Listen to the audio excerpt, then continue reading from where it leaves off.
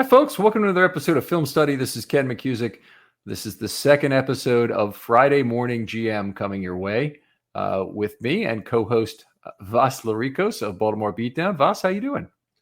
Doing well. Excited to get this season kicked off tonight. As we record on Thursday, should be a very exciting season. A lot of uncertainty and a lot of opportunity. Yep.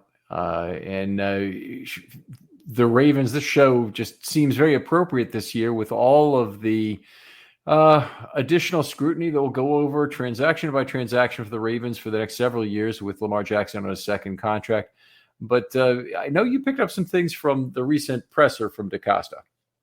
Yes, I thought, first of all, kudos to the Ravens for making their general manager available to field questions from the media before the season. I don't think all teams do that, and they deserve credit for being transparent. Two quotes I thought piqued my interest. The first was responding to a question about running back. How much does he value the running back position? And DaCosta, I'm going to paraphrase here, but he basically said, we value good players. I've paid an inside linebacker, drafted a center and a safety in the first round, not typically the most important positions. And he said, I do it based on how good the player is, not necessarily how well this position not necessarily this is a position you should give a ton of money to, and this is a position you shouldn't give any money to. He says he understood the argument about running backs and other positions, definitely some wisdom to who you pay. On the other hand, he said we want as many good players as we can on the team. And I'm hoping that's lip service. I'm hoping that's lip service to J.K. Dobbins and potentially Patrick Queen as well. You don't want to throw a player off the side of the ship before the season starts, but I don't see a way where they can afford to pay those two positions, whether it be weak side linebacker or running back, significant money moving forward. Well, I would agree. Obviously, I think they paid one inside linebacker. You lose a lot of flexibility in paying a second to be a three-down guy. You lose all the possibility of being a dime, of the platooning, of the savings that potentially goes there. It's not just you don't want to have a good player there. You take a lot of injury risk at that position, where it's much easier to replace when you platoon. So for a lot of reasons, I like not paying that weak side linebacker position. But I'm okay paying a Mike. I'm not great about it, but I'm okay paying the Mike if it's the right player, and I think Roquan is. In terms of the running back position, Keaton Mitchell's season is going to say a lot about what the Ravens do for 2024. If he comes out and he looks like the kind of spark plug he can be, that could be just very exciting for the Ravens run game. And I honestly think they probably will have to let Dobbins walk if that's the way. He brings some things, a little more speed to the game, a little more potential explosiveness in the passing game, I think. And I'm with you. I think they probably try and continue to go cheap there. There's going to be a lot of other more important positions where they're going to have to go cheap as well. Right. That's really the crux of the issue. There is an opportunity cost to any decision you make, and being forced to go cheap at positions where it's harder to find a replacement level player for a cheap price is the problem. It's not how good the player is, as DaCosta said. It's how good would a cheap replacement be at certain positions. That's the way I look at it. The second quote I thought, I believe it was Jeff Zaribek asked him about restructuring contracts. This was before the news of Marlon Humphrey, which I know we're going to segue right into. DaCosta said the landscape for this team has changed a little bit because we struck a deal with Lamar. The way we operate will be slightly different in the future. And I thought that was particularly notable. And the way they operated differently this offseason really was the use of void years. And they actually, according to Brian McFarland, added a fifth year onto the Humphrey restructure as a void year to defer an extra about $2 million onto that fifth year.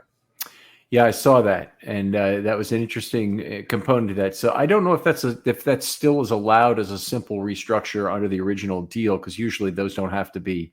You don't have to get any permission from the player to change the structure of the deal in that way, because it's just getting some money up front for the season effectively.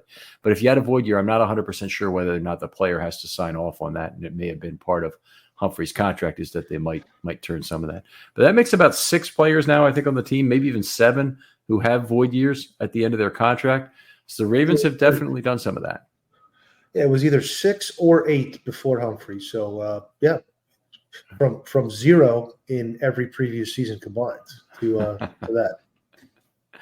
So let's talk a little bit about that Humphrey restructure because there's a lot to it. So the Ravens had to, by midnight, had to transition from the rule of 51, which is in play during camp. Effectively, you have a 90-man roster, but only your top 51 contracts count against your cap. You have to be under the cap every single day of the year. You cannot make a mistake or you can lose draft picks. There are significant penalties from the leagues applied to the 49ers in the past, for example, when they don't stay under the cap, even for technical reasons. So today, as of today, the teams have to be, and this is, you're hearing this on Friday, but as of Thursday, they had to be under the cap for all contracts that remain on the teams. It's no longer 51. It's really more like about 60, 62 guys in total that they're paying between. It's actually more than that because you got the practice squad, you got the 53, you got all the injury settlements that have already occurred, and you've got all the dead money that's still in the contract. I don't think I'm missing a category. Can you think of one that I'm missing in that group? No. If they release somebody, it's dead money. Yeah. So yeah, that's right. Yeah, it's kind of a catch-all category there. So anyway, that's quite a few players. I mean, they've got players on IR too that they have to include. NFI, you don't have to include. So those players are like Tyus Bowser right now is not getting paid, but when they do pay him, that's an interesting thing because the Ravens probably have some unexpected cap cost that's not in there right now that Bowser will accrue from Tyus Bowser when he comes back. That's an interesting point. I don't quite understand the mechanics of that element of it, of the NFI, I guess, proration or balloon almost when he does return. But it seems that this restructure, which was about $7.5 million in release, should, according to most projections, including Brian McFarland, who we mentioned last time, that should cover the injury replacements as well as the practice squad elevations. So unless there is a need to make a trade or a significant expenditure, that about more than $5 million that they currently have should coast through most of the season. The way I think of this is that you have injuries occur all during the year. They tend to be a little bit more backloaded than front-loaded. That you get more injuries that occur as the year goes on, as people become unable to play from multiple smaller things, for example. But they have 10, enough to pay roughly 10 half-year vet min salaries with that money. So if they get injured on an average of week 9 and they need to bring somebody in, then they can do that. They've got some practice squad elevations, which are not insignificant. I think they cost something like $11,000 per game because it's a difference between the practice squad and the vet min. Now it's more than that. It's more than that. But anyway, it's practice squad elevations will cost something as well. The other thing they have, and I think they've been fairly judicious about typically, is when they have a few people on handshake agreements, and Daryl Worley, for example, is still on a handshake agreement, I believe, with the team. And that you can look at the other vets. Sam Mustipher would be another good example. They can bring them back in week 2, and then they're not on the hook for their salary for the whole season. They're on a week-to-week basis where they could, in the case of Worley, cut him, re-sign him to the practice squad, maybe even bring him up multiple times as they did last year. And in the case of Mustipher, that could be a very big deal because he could be an important lineman for the Ravens this year over some portion of the season. Yes, I agree. And I think long-term, you'd like to have that 10th offensive lineman on the roster at the expense of that third quarterback. To me, that would be the natural the way to maximize positional depth everywhere. But there is some advantage to that. A lot of machinations to the way they go up and down. But they're Nick Matteo, DeCosta made mention. He's one of the best in the business as far as doing the accounting for all those various maneuvers. That's interesting. So did they let Moriarty go at some point? Moriarty, I believe, is the senior level, and then Matteo is the VP. So they work hand in hand. Okay, very good. All right, we talked a little bit about incentives. Now, this is one of the interesting things is who they restructured, because I think Humphrey was the obvious choice, but one other guy who has a large salary nut for this year, and you want base salary is what can be restructured. Other monies that are part of the cap for this year, they really can't be restructured. But the base salary can be, and the other guy who would have freed up even more money because he has about $11.5 million, I believe, would have been Ronnie Stanley, where a simple restructure would have freed up over $9 million. Now, The issue with that in Stanley's case is that they don't know exactly when his last year with the Ravens is likely to be, or if he's a candidate for a restructure. But I think it's a pretty clear indication the order they do things is generally the order they believe the player will, A, play out the contract, the likelihood of the player playing out the contract, and B, that they may want to even re-sign him and restructure for future years as well, because that allows for further deferral. Yes, exactly. So I thought it was interesting that Humphrey apparently has a sign that his injury recovery from the foot surgery is going well, that he was their first choice over Mark Andrews or Lamar or Roquan, I believe was the other three players were. But Stanley, it seems that the writing's on the wall that he is sort of playing on a year-to-year basis at this point. Did not participate in joint practices or the preseason. I believe he already received a vet day, a rest day, practice this week, and he's going to be on sort of a load management. Yeah, absolutely. And this being out there this summer, I do not remember a single padded practice where Stanley was there. I believe he had vet days for every single one of them. He's had a ton of vet days this preseason. And I don't believe he might have been there for the first one, and he might not have played on 11s even then. But he's right. They've really taken it easy on him this summer. Yeah, I think the Ravens, although they've been more aggressive this offseason, they're still being responsible about it. They could have easily said, we don't care if we think Ronnie Stanley is going to be on this team 3 years from now. We want to pay a high-end pass rusher, bring him in, and we're going to restructure Stanley. But they chose not to. So I do think that bodes well for the future. Very similar situation with Marcus Peters 2 years ago. They waited to restructure. Actually, did they even restructure him? He was going to be the last one if they did it. And then they paid him the money anyway. He was ready to go in 22, and they decided, let's pay him the $15 million, keep him around. It was a Film Study is brought to you by Factor. With the busy fall season just around the corner, you might be looking for wholesome, convenient meals for those jam-packed days.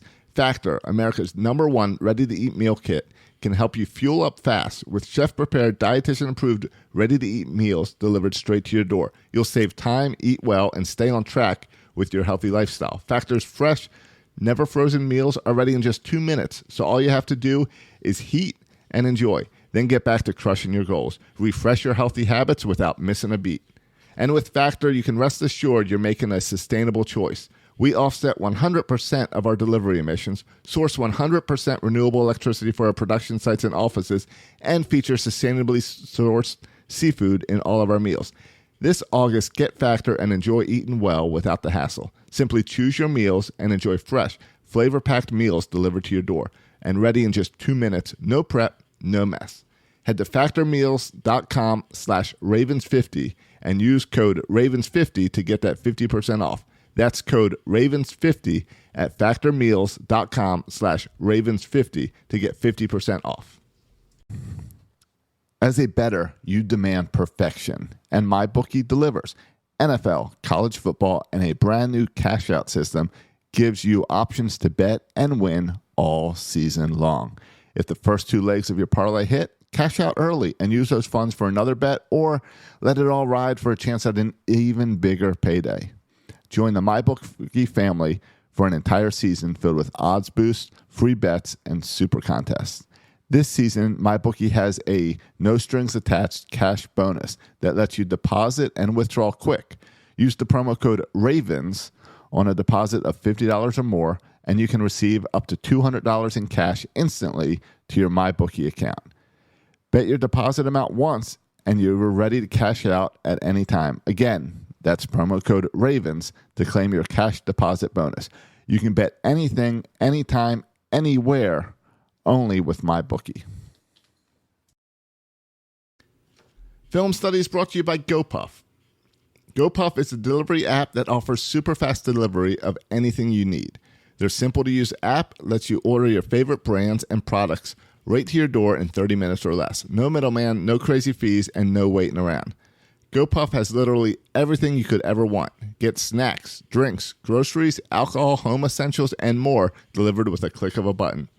For a limited time only, GoPuff is giving new customers $10 off their first 10 orders, plus a free 14-day trial of their exclusive membership program by using the code WELCOME1010. GoPuff's membership program gets you access to unlimited free deliveries with no service fees, extremely low pricing on over 150 everyday essentials like eggs, milk, Ben & Jerry's, and more, and insane weekly deals on the most coveted and in-demand brands and products. So download the GoPuff app or visit gopuff.com and use the code WELCOME1010 today.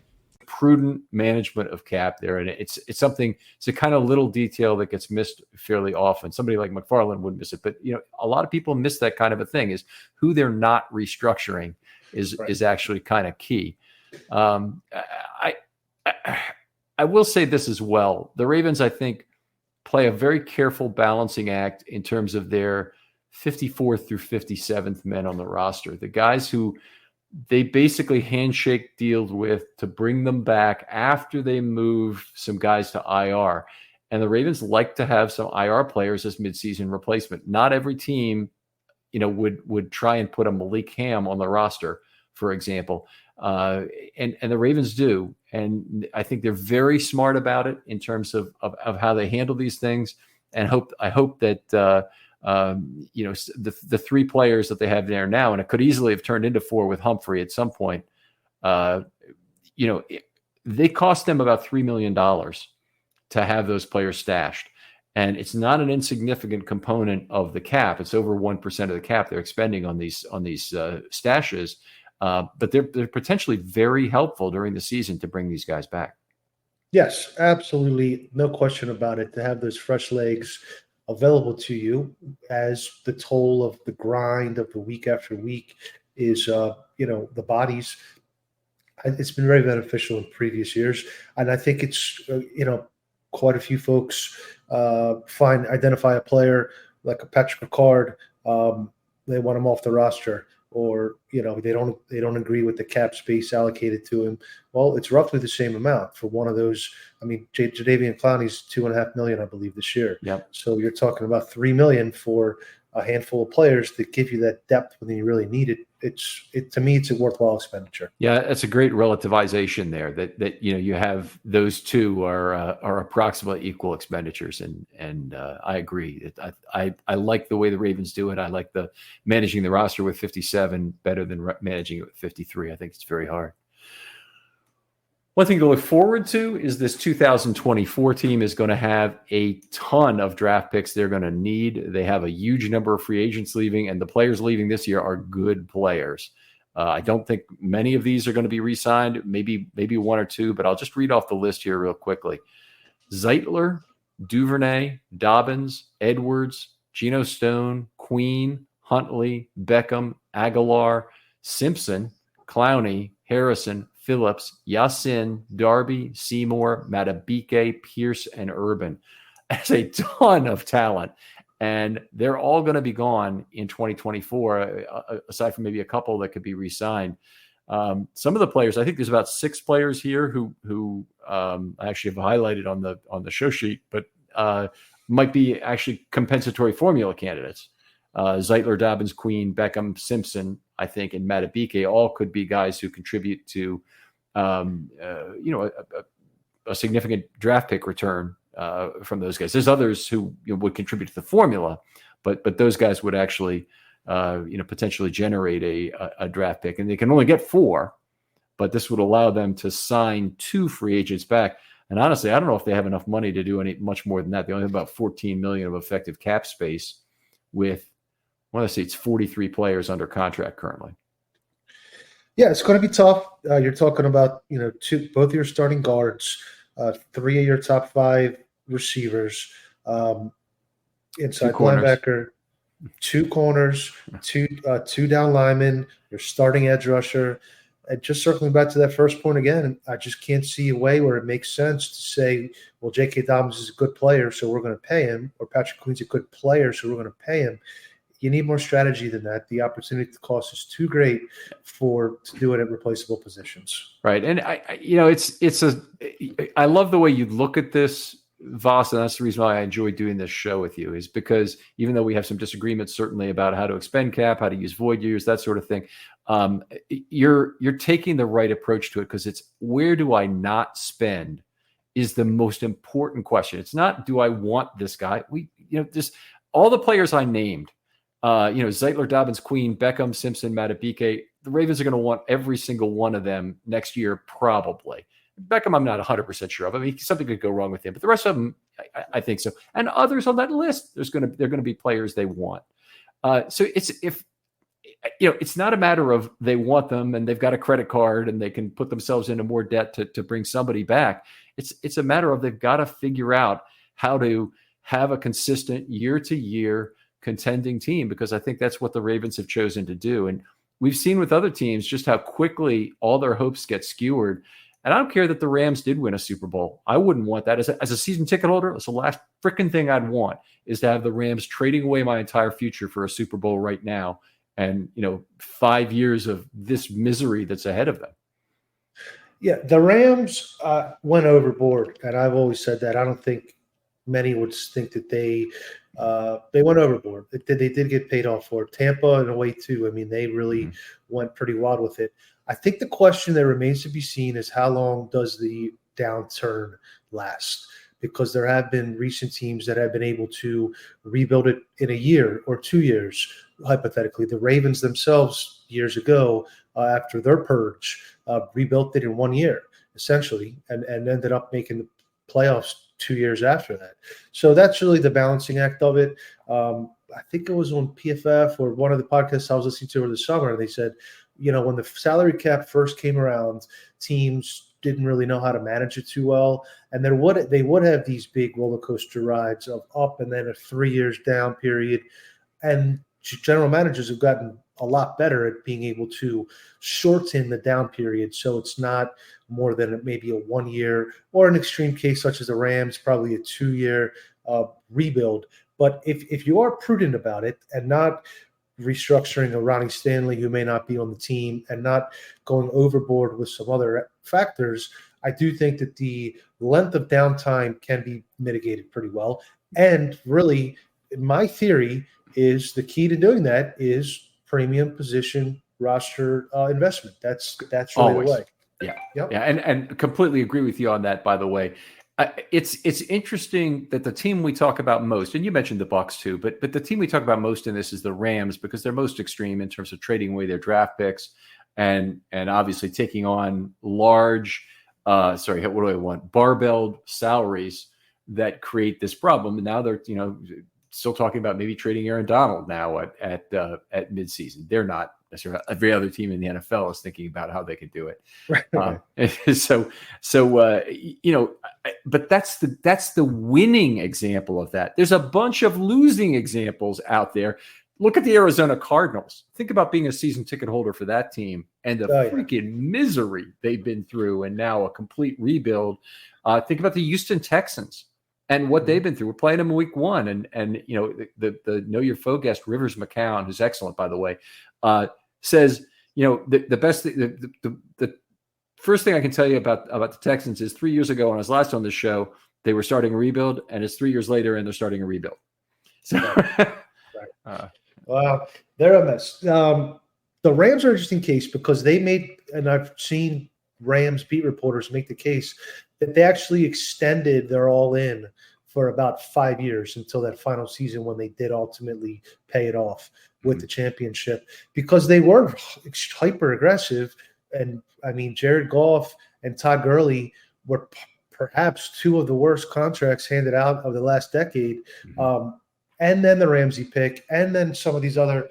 I think the game has changed slightly because of these mega contracts, and they don't even extend. And now they're starting to extend beyond quarterbacks to Nick Bosa this week, and now Chris Jones is looking for his payday.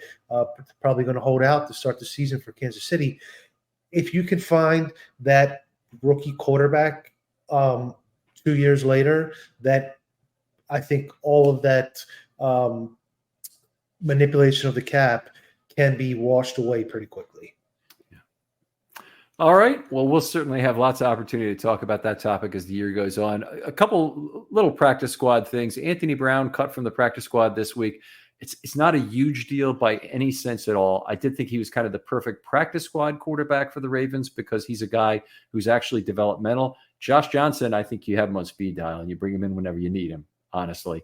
And he might still be on the roster early in this season if Huntley's injury situation is not cleared up. I think I think he was back practicing because Humphrey was the only guy yesterday who was out. So it may be a case. But where are you on that in terms of Anthony Brown? Yeah, I mean, I'd like to keep him in the organization, but it's not something I'm going to be losing sleep over either way.